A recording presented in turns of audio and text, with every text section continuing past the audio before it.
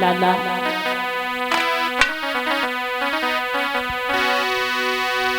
आरे आई आदि धर्म की लाला और तो अंत समय पे आई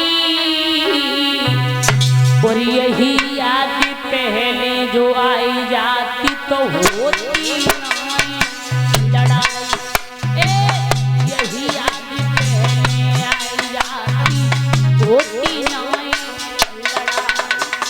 यही याद पहले आई जाती तो होती लड़ाई। यही याद पहले आई जाती तो होती। बोली गांधारी लाला आई याद धर्म की बछड़ा तो अंत समय पे आई और यही याद पहले जो आई जाती तो होती लड़ाई। यही याद पहले आई जाती तो होती लड़ाई। यही याद पहले आई जाती तो होती लड़ाई। दुर्योधन छलबल करके उन भाइयन की तीन कपट की चाल चलाई और धोखा दे के धर्मराज को जुआ में हराई। धोखा देके धर्मराज को जुआ में हराई। धोखा देके धर्मराज को जुआ में हराई। पांच पत्न की नारी द्रौपदी तूने सभा में नग्न कराई और यही आज पहले आई जाती होती नहीं लड़ाई। यही याद पहले आई जाती होती नहीं लड़ाई। अरे यही याद पहले आई जाती होती नहीं लड़ाई। गांधारी बोली लाला आज तो धर्म की याद आई सबको मरवाने के बाद महाराज। लेकिन एक बात बता दो दादा माता पिता के लिए बेटा चाहे कितने भी अत्याचार को ना करे कोई माँ बाप ये नहीं चाहता है कि मेरा बेटा इस संसार से चला जाए। गांधारी को पता था कि यह धर्म के रास्ते पर चल रहा है। गांधारी ने कहा लाला तू चिंता न कर जा करके गंगा मैया में स्नान करके आ और नग्न अवस्था में मेरे सामने आना। जब मैं आंखों से पट्टी को खोलूंगी तो जैसे ही मेरी नजर पड़ेगी तू बुजुर्ग हो जाएगा तुझे कोई मार नहीं सकता है। क्योंकि गांधारी एक पतिव्रता नारी थी। देख ध्यान रखना। दुर्योधन जाकर के गंगा मैया में स्नान करके और नग्न अवस्था में आने लगा।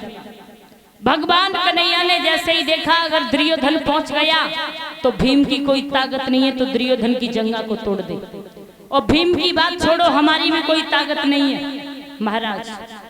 भगवान कन्हैया ने साधु का रूप धारण किया और रास्ते पर पहुंचे।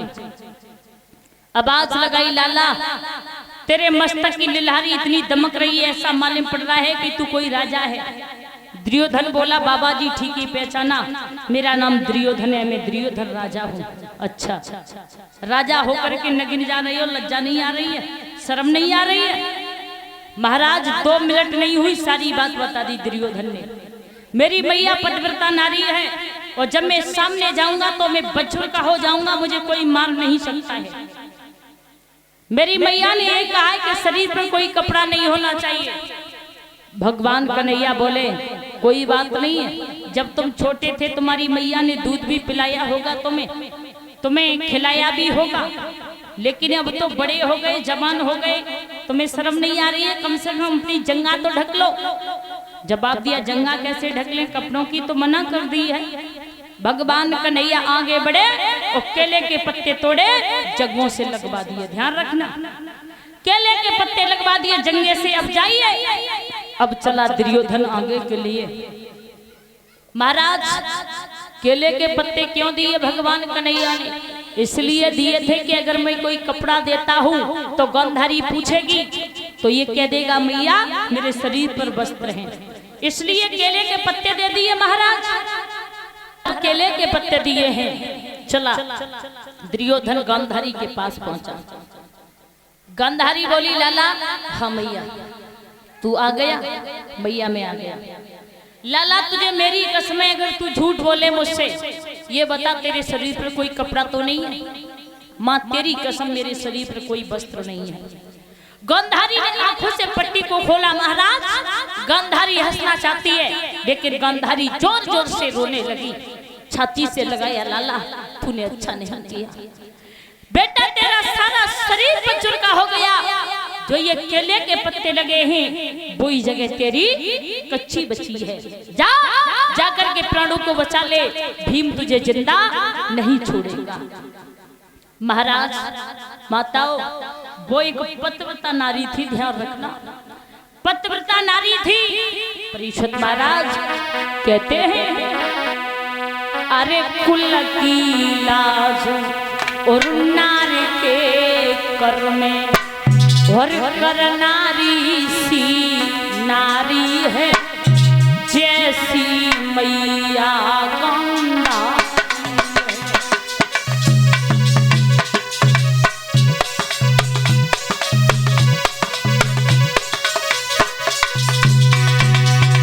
भैया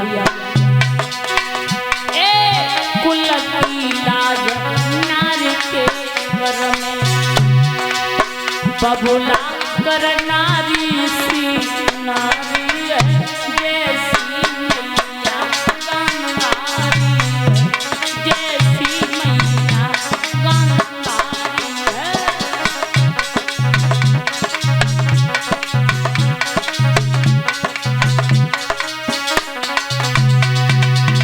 परीक्षित महाराज अंधापति और जगतपति जाने अपने बांधे नेत्र सती, भूपति विरता नारी भूपति विरता नारी हती।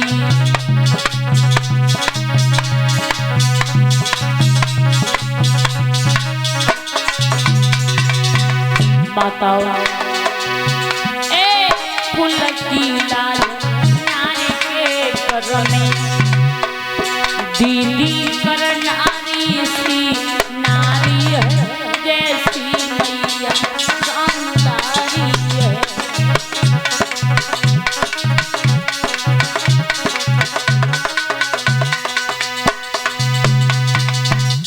मेरे भैया कहा कि लाला तू जा अपने प्राण बचा ले, भीम तुझे जिंदा नहीं छोड़ेगा। महाराज दुर्योधन वहां से भागो है, जाकर के जल में छिप गया। जब जल में छिप गया तो भगवान कन्हैया पांचों पांडव महाराज दुर्योधन की खोज कर रहे हैं। कन्हैया ने कहा भीम से भीम ये जल में छिपा हुआ है, ऐसी बातें करो जो कि निकल के बाहर आ जाए। भीम ने नाना प्रकार की गालियां दी हैं, बात की है तो ये तुरंत निकल के आया बाहर। महाराज अब भीम में और दुर्योधन में युद्ध होने लगा घमासान। जब घमासान युद्ध होने लगा तो महाराज जिस समय दुर्योधन गदा को मारते हैं तो भीम के इतनी तेजी वो गदा लगती है जो भीम झुक जाता है जमीन पर, ध्यान रखना हो। जब दुर्योधन के भीम गदा मारते हैं तो टन करके वापस लौट आती है, ध्यान रखना। जब टन करके वापस लौट आती है, शाम को युद्ध बंद हुआ तो कन्हैया के पास में पहुंचे हैं भीम और हंस करके जवाब दिया, क्या बात है प्रभु, का मरवाए के छोड़ोगे? अरे समझ में नहीं आता है कि जब मैं गदा मारता हूँ तो टन करके मेरी वापस क्यों लौट आती है, और वो गदा मारता है तो इतनी तेजी लगती है मुझे झुकना पड़ता है। कन्हैया हंस गए और कन्हैया बोले भीम जब युद्ध करना तो एक नजर मेरी तरफ रखना, ध्यान रखना। युद्ध जैसे ही प्रारंभ हुआ महाराज भगवान कन्हैया की तरफ भीम ने देखा, भगवान कन्हैया ने अपनी जंघा पर हाथ मारा। भीम ने इशारा पाते ही जैसे गदा को जंघा पर मारा, दुर्योधन की जंघा टूट जाती है। बोलिए गोविंद भगवान की। अब गदा जैसे ही मारी महाराज, जंघा टूट गई। अब तो अकेला पड़ा है, स्वयं अपने शरीर की सुरक्षा कर रहा है, पड़ा महाराज। एक बात और बता दूं मेरे दादा, कि दुर्योधन को ये वरदान लगा था कि जब दुख और सुख इकट्ठा होगा तभी उसकी मृत्यु होगी, उससे पहले कोई मार नहीं सकता है। ध्यान रखना। आज महाराज थोड़ी देर में देखा है दुर्योधन ने कि गुरु द्रोणाचार्य का पुत्र अश्वत्थामा चला आ रहा है। अश्वत्थामा को जैसे ही देखा, अश्वत्थामा ने कहा क्यों, क्या कोई अंतिम इच्छा तो नहीं है? बोले है, अगर कोई मुझे पांडव के सिर ला करके दे दे तो मैं उससे आधा राज दे दूंगा। देखिए परीक्षित महाराज, जब राज्य के लालच में आए कि जब माया के लालच में आए कि अश्वत्थामा ने तलवार को उठाया और चल दिया। चिंता न करिए, अभी लेकर के आता हूं पांडवों के सिर। भगवान कन्हैया को पता चल गया, अरे भैया तन की जाने मन की जाने, जाने चित की चोरी, और बाप प्रभु से का छिपो जाके हाथ जगजीवन की डोरी। समझ गए? पांचों पांडवों को उठाया भगवान कन्हैया ने, यमुना जी की तरफ निकल गए। अब तो देवी द्रौपदी जोनसी महाराज शिविर में अपने बेटे को लेकर के लेटी थी, ये उसी कच्छ में जाकर के पहुंचा। महाराज देखा कि पांडव के पुत्र हैं, शकल पांडवों जैसी है, सो रहे हैं। अश्वत्थामा ने पहचान नहीं कर पाई। महाराज मासूम बच्चों के सिर को काट लिया और चोटियां पकड़ करके जिस समय चला है।